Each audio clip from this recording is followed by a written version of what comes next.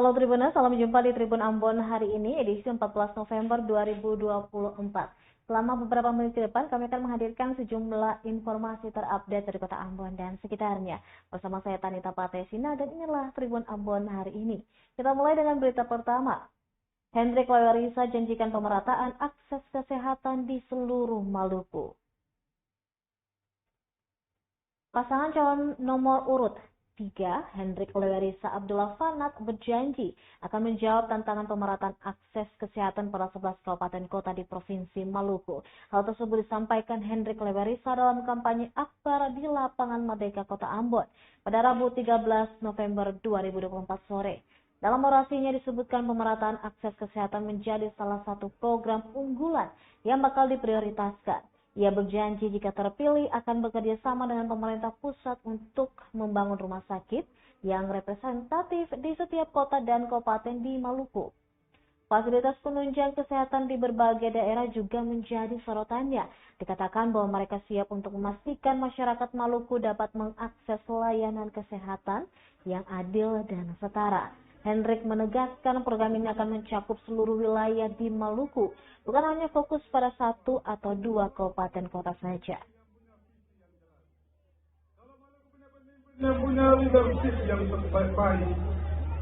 Kalau Maluku punya pemimpin yang punya rencana.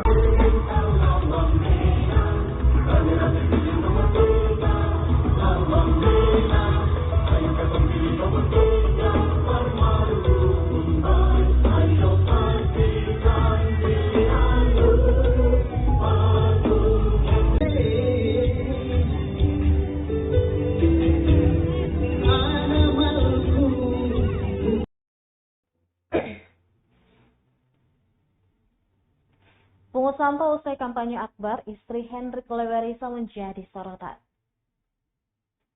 Aksi Maya Baby Rampen menarik perhatian saat kampanye akbar pasangan calon nomor urut 3 Hendrik Lewerisa dan Abdullah Fanat di Lapangan Merdeka Kota Ambon pada Rabu 13 November 2024. Pantauan tribunambon.com usai kampanye, istri calon gubernur Maluku Hendrik Lewerisa itu ikut memunguti sampah usai pelaksanaan kampanye. Dengan kresek berwarna merah berbagai sampah plastik dipungut.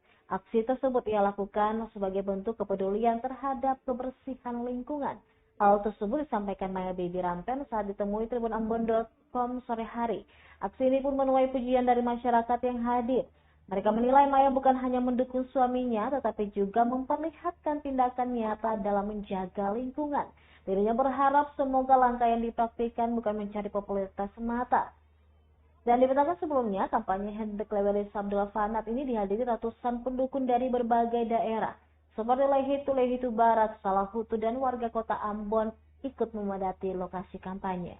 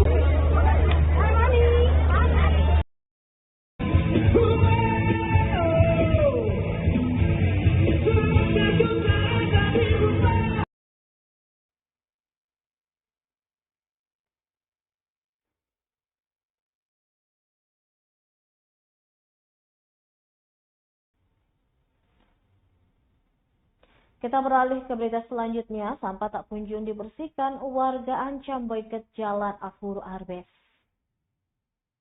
Tumpukan sampah sepanjang nyaris 100 meter di kawasan Jalan Dr. Wem Tahupiori, Kompleks Afur Arbes, Kota Ambon tak kunjung dibersihkan hingga Kamis 13 November.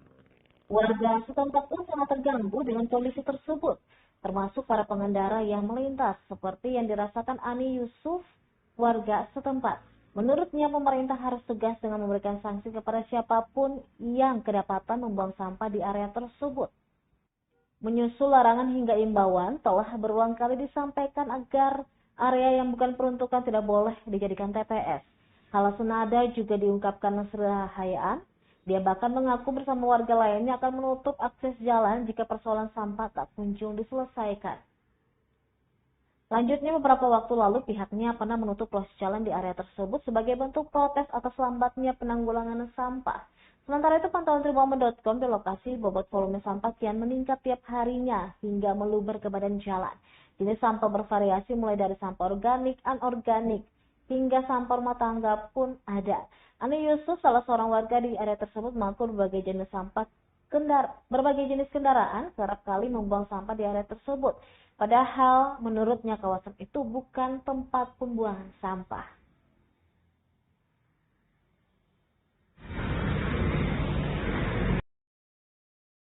Pertama bahwa ketong diperhadapkan dengan jumlah timbulan sampah.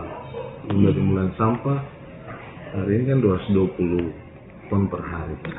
Iya, 220 ton per hari itu ketong bisa tertangani hanya sekitar 180 ton, 160 sampai 180 ton per hari.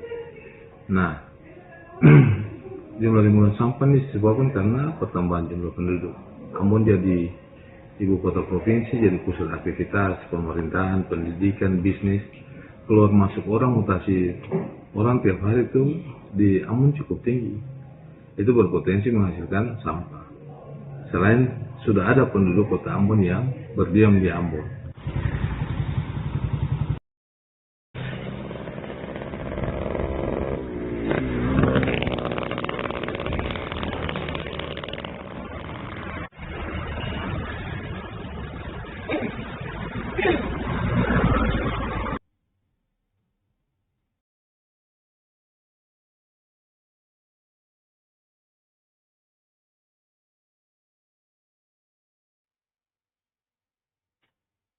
Kota Ambon memproduksi sebanyak 220 ton sampah per hari. Armada angkut milik pemerintah kota terbatas.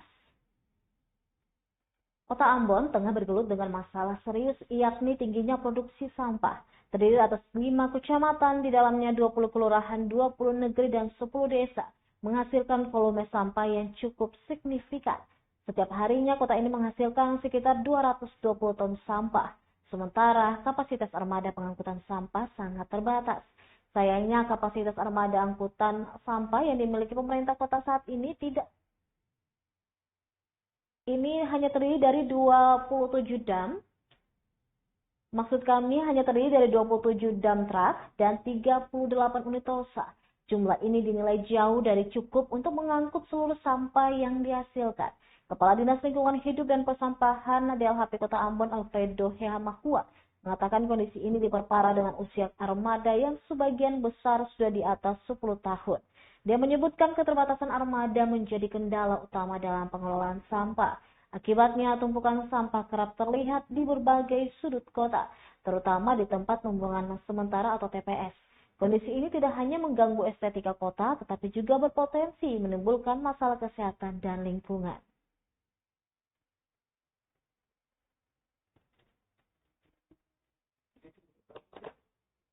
Berita 4. Yang mana yang tadi?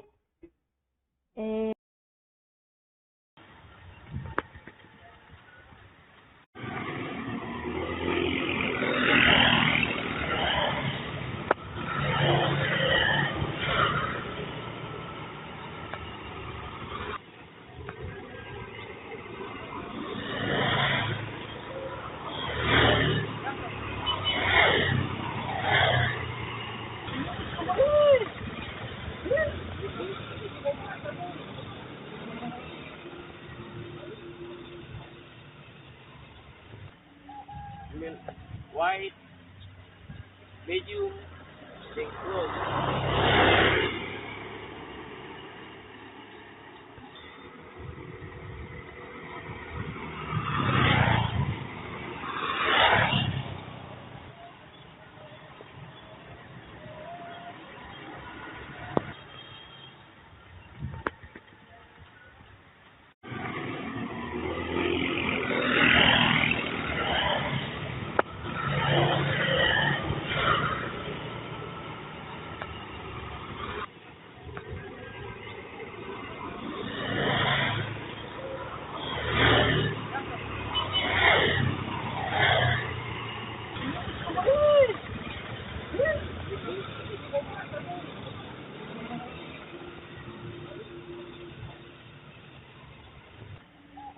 mean white, medium, then close.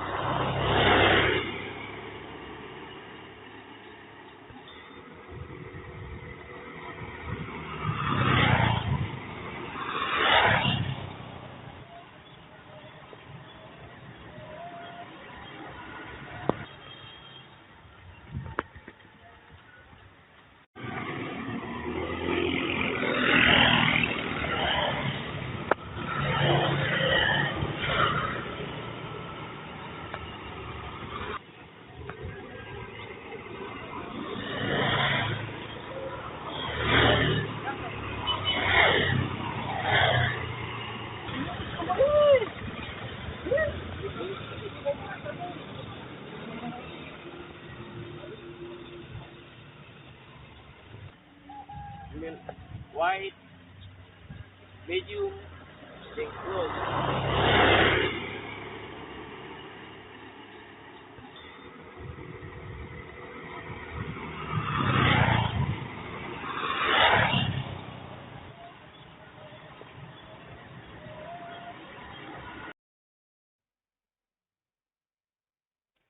Tribuners, segini upah petugas kebersihan Kota Ambon untuk penyapu jalan cuma 35.000 per hari.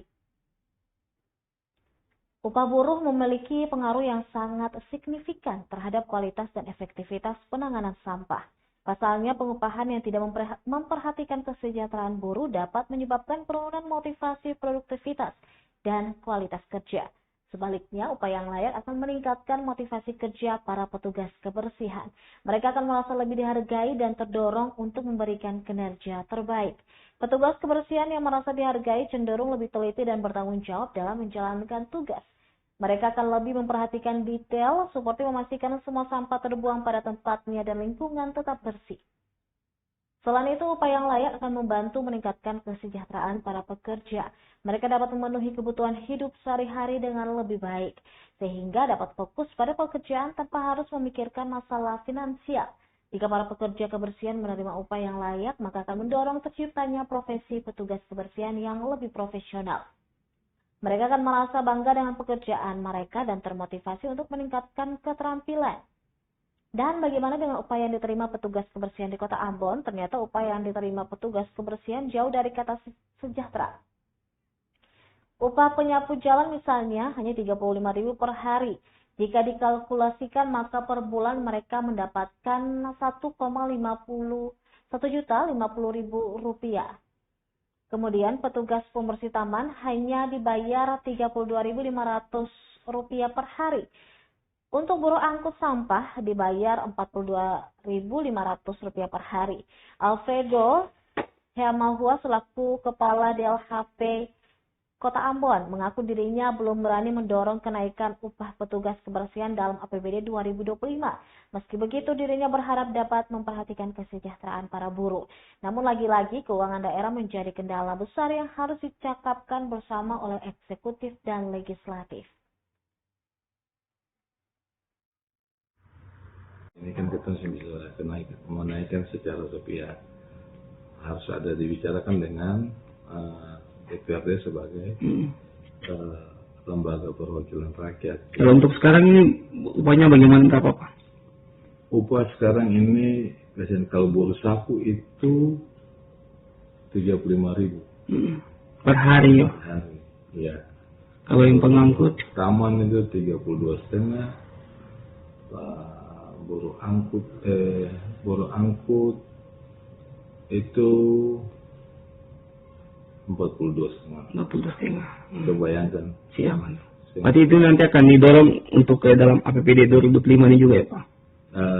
Belum, kita belum berani mendorong ke APBD 2025 karena harus dibicarakan dulu dengan kan eksekutif dalam pembahasan bisa saja terjadi untuk kenaikan upah buruh dan sebagainya.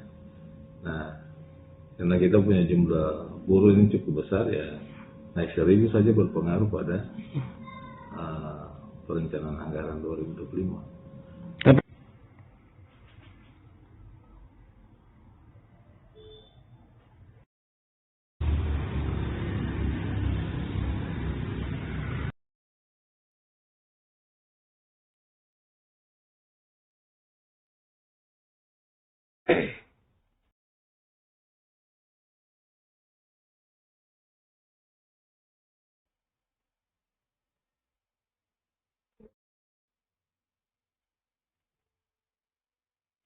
Ditelantarkan kepala sekolah, para guru SD Negeri 24 Maluku Tengah mogok kerja.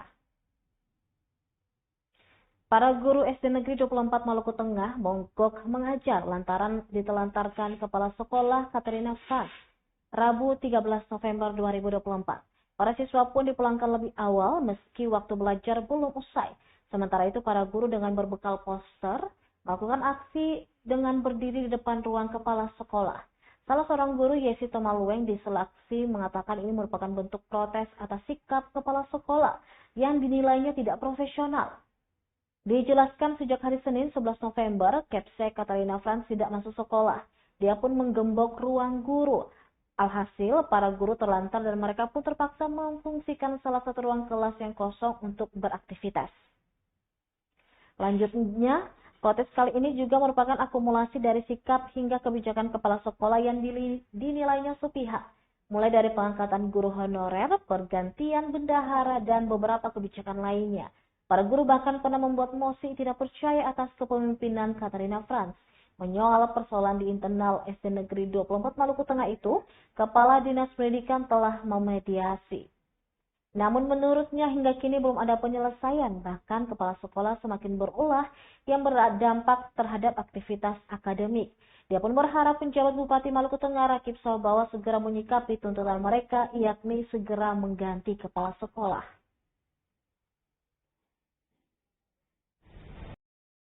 Memang sering macam gitu, jadi setiap kali ibu kepala sekolah keluar itu yang pernah sampaikan bahwa mau kemana dan sebagainya. Ibu kepala sekolah Katerina Frans itu keluar meninggalkan sekolah, dia tidak pernah tahu bahwa tidak pernah dia menitipkan tempat atau memberi tugas kepada pegawai guru PNS untuk menjaga atau melihat sekolah ini. Jadi kami merasa resah karena kami kayak diabaikan, ditelantarkan seperti itu. Oke, dan itu juga menggembok ini ya. Iya, pintu. Setiap keluar beliau menggembok pintu kantor. Padahal beliau punya ruang khusus saja. Jadi kami tidak tahu mau kemana kan, kami mau di luar pintu atau kami berjalan seperti itu saja.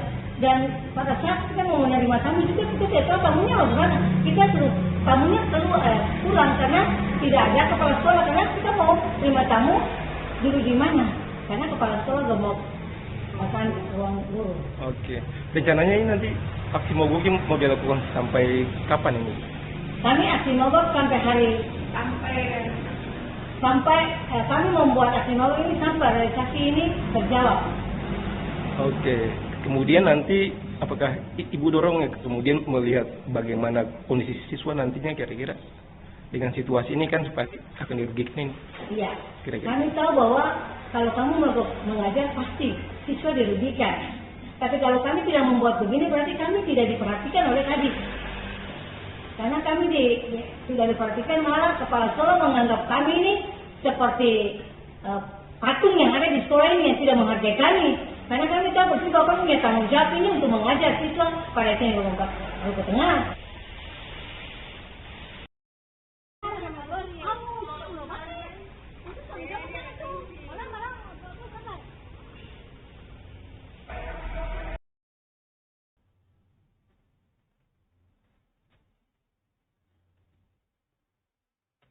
Pengelola Pasar Mardika tuduh kebiasaan jorok pedagang sebabkan banyak lalat beterbangan.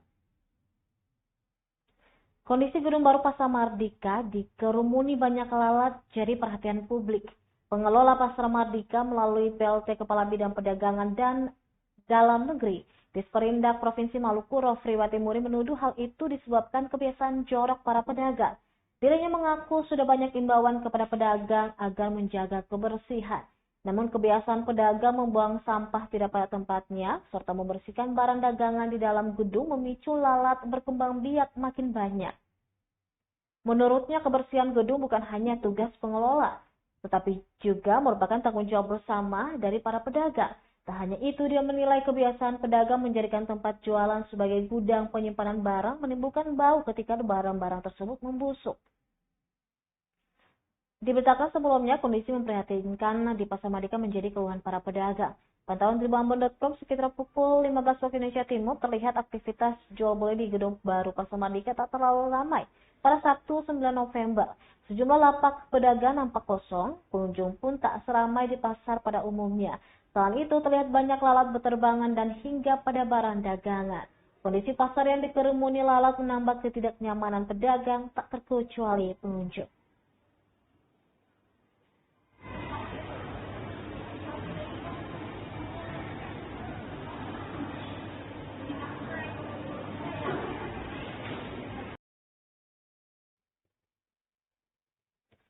Harga ikan di Pasar Langgur, Maluku mulai merangkak pada pekan kedua November ini. Harga ikan di Pasar Langgur, Kabupaten Maluku Tenggara, pada Kamis 14 November 2024 ini perlahan mulai merangkak naik.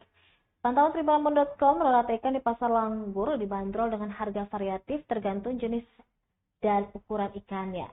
Misalnya untuk ikan momar kecil di harga Rp550.000 per ember, naik dari harga normal Rp270.000 per ember, sementara para pedagang menjual kembali Rp20.000 per tumpuk.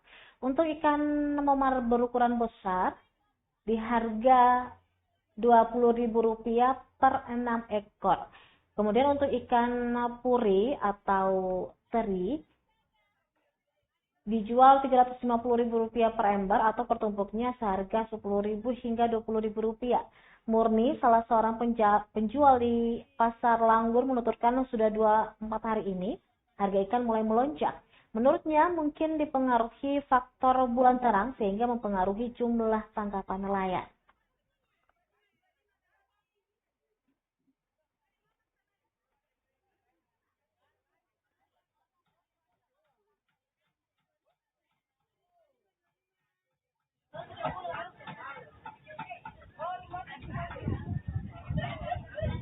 Lalu si 50 ton deh.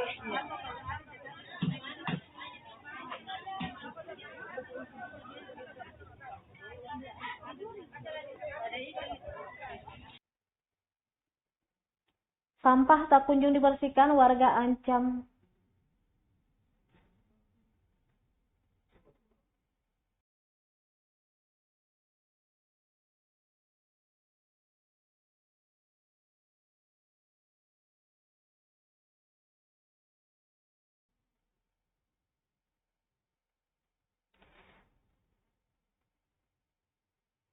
Tribunal sampah tak kunjung dibersihkan, warga ancam boikot Jalan Ahur Arbes.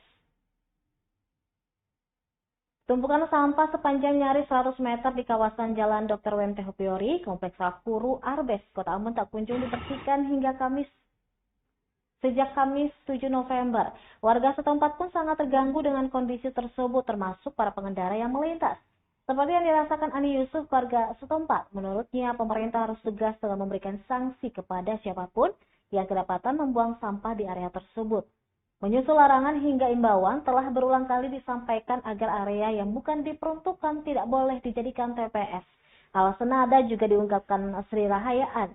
Dia mengaku bersama warga lain akan menutup akses jalan jika persoalan sampah tak kunjung diselesaikan. Selanjutnya, beberapa waktu lalu pihaknya pernah menutup ruas jalan di area tersebut sebagai bentuk protes atas lambatnya penanggulangan sampah. Sementara itu, pantauan tribunambon.com di lokasi, bobot volume sampah kian meningkat setiap harinya hingga meluber ke badan jalan. Jenis sampah bervariasi mulai dari sampah organik, anorganik, juga ada sampah rumah tangga. Ani Yusuf mengatakan, berbagai jenis kendaraan kerap kali membuang sampah di area tersebut, padahal menurutnya kawasan itu bukan tempat pembuangan sampah.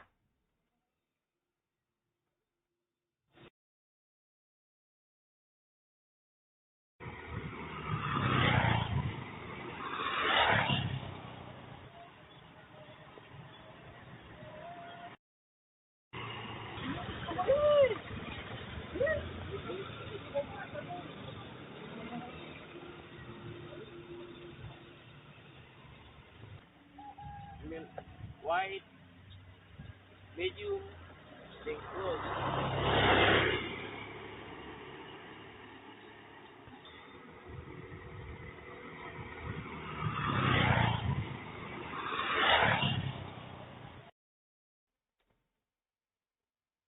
Tribunas Kota Ambon memproduksi sebanyak 220 ton sampah per hari. Armada angkut milik pemerintah kota terbatas. Kota Ambon tengah bergelut dengan masalah serius, yakni tingginya produksi sampah. Terdiri atas 5 kecamatan, di dalamnya 20 kelurahan, 20 negeri, dan 10 desa. Menghasilkan volume sampah yang cukup signifikan. Setiap harinya kota ini menghasilkan sekitar 220 ton sampah. Sementara kapasitas armada pengangkutan sampah sangat terbatas. Sayangnya, kapasitas armada angkutan sampah yang dimiliki pemerintah kota saat ini hanya terdiri dari 27 dump truck dan 38 unit tosa. Jumlah ini dinilai jauh dari cukup untuk mengangkut seluruh sampah yang dihasilkan. Kepala Dinas Lingkungan Hidup dan Persampahan Kota Ambon, Alfredo Helmahua, mengatakan kondisi ini diperparah dengan usia armada yang sebagian besar sudah di atas 10 tahun. Dia menyebutkan keterbatasan armada menjadi kendala utama dalam pengelolaan sampah. Akibatnya tumpukan sampah kerap terlihat di berbagai sudut kota Ambon, terutama di tempat pembuangan sementara.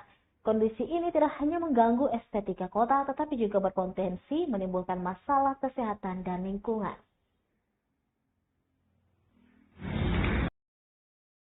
Timbulan sampah hari ini kan 220 ton per hari. Iya, 220 ton per hari itu kita bisa tertangani hanya sekitar 180 ton, 160 sampai 180 ton per hari. Nah, jumlah timbulan sampah ini disebabkan karena pertambahan jumlah penduduk.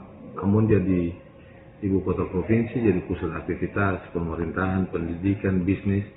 Keluar masuk orang, mutasi orang tiap hari itu di Ambon cukup tinggi. Itu berpotensi menghasilkan sampah. Selain sudah ada penduduk kota Ambon yang berdiam di Ambon.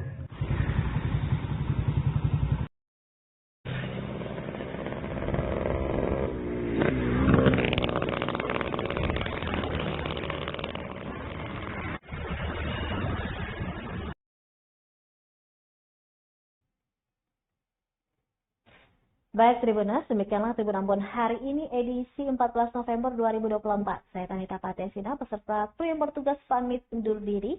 Sampai jumpa lagi dan selamat. Download Tribun X sekarang. Menghadirkan lokal menjadi Indonesia.